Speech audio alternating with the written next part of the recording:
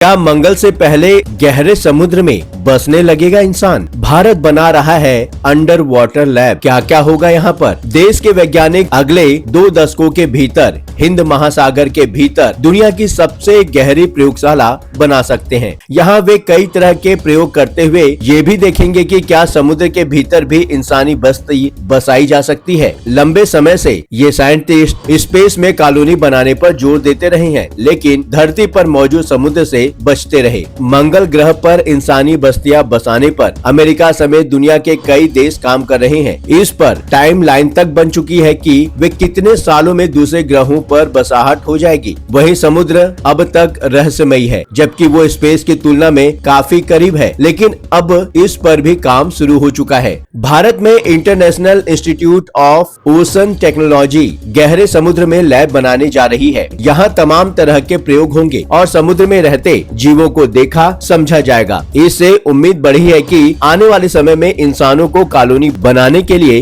दूसरे ग्रहों तक नहीं जाना पड़ेगा। टाइम्स ऑफ इंडिया की रिपोर्ट के अनुसार चेन्नई स्थित national institute of ocean technology इस पर काम करने जा रहा है। इसके तहत पहले चरण में लगभग 500 मीटर की गहराई पर एक स्टेशन बनाया जाएगा, जहां 3 वैज्ञानिक एक दिन या उससे अधिक समय तक रहेंगे। लैब में लाइफ सपोर्ट सिस्टम के साथ एक डॉकिंग का सिस्टम भी होगा। यह स्टेशन अंतरिक्ष में इंटरनेशनल स्पेस स्टेशन की तरह काम कर सकता है। यहाँ पारदर्शी दीवारें होंगी, जिससे वैज्ञानिक समुद्री जीवों को देख सकें और रिसर्च कर सके। साथ ही ऑक्सीजन और तापमान मेंटेन करने की व्यवस्था भी होगी। यहाँ एक डॉकिंग सिस्टम होगा ताकि जरूरत पड़ने पर बाहर निकाला जा सके। हालांकि समुद्री प्रेशर की वजह से स्टेशन को बनाना और मेंटेन करना काफी चुनौती भरा हो सकता है। हाल में वैज्ञानिकों की एक टीम ने फ्रांस के रॉसकॉफ मरीन बायोलॉजिकल स्टेशन को विजिट किया और तकनीकी चीजें देखी जो अपने यहाँ अपनाई जा सके। यह स्टेशन काफी गहराई पर होगा, जो दुनिया में सबसे ज्यादा गहरा समुद्री अनुसंधान केंद्र हो सकता है। उम्मीद है कि अगले 2.5 दशक में इस पर काम पूरा हो जाएगा। लेकिन सवाल यह है कि लाखों किलोमीटर दूर स्पेस पर कॉलोनी बसाने पर लंबे समय से काम शुरू हो चुका, लेकिन अपनी ही धरती पर समुद्र में यह आजमाने से वैज्ञानिक क्यों बचते रहे हैं? एक्सपर्ट मानते हैं कि समुद्र में जाना स्पेस से कहीं ज्यादा खतरनाक हो सकता है। यही वजह है कि अब लगभग 1 दर्जन एस्ट्रोनॉट्स 300 के करीब घंटे चंद्रमा पर बिता चुके हैं, जो धरती से कई लाख किलोमीटर दूर है। वहीं समुद्र के सबसे गहरे तल पर कुछ घंटे भी नहीं रहा जा सकता। National oceanic and atmospheric administration की माने साल 2022 तक दुनिया में 20% सी फ्लोर ही देखा गया है। जून 2023 में टाइटैनिक जहाज को देखने गया टाइटन नाम का सबमर्सिबल अटलांटिक महासागर में दुर्घटना का शिकार हो गया। इसमें सबमर्सिबल में बैठे सभी 5 यात्रियों की मौत हो गई। वहीं स्पेस में दुर्घटनाएं होती हैं, लेकिन उनमें मौतों का आंकड़ा वैसा भयावह नहीं है। चाहे समुद्र की गहराई में जाना हो या अंतरिक्ष नापना हो, स्पेसक्राफ्ट और सबमर्सिबल लगभग एक तकनीक पर काम करते हैं। यात्रियों का चैम्बर एक तरह का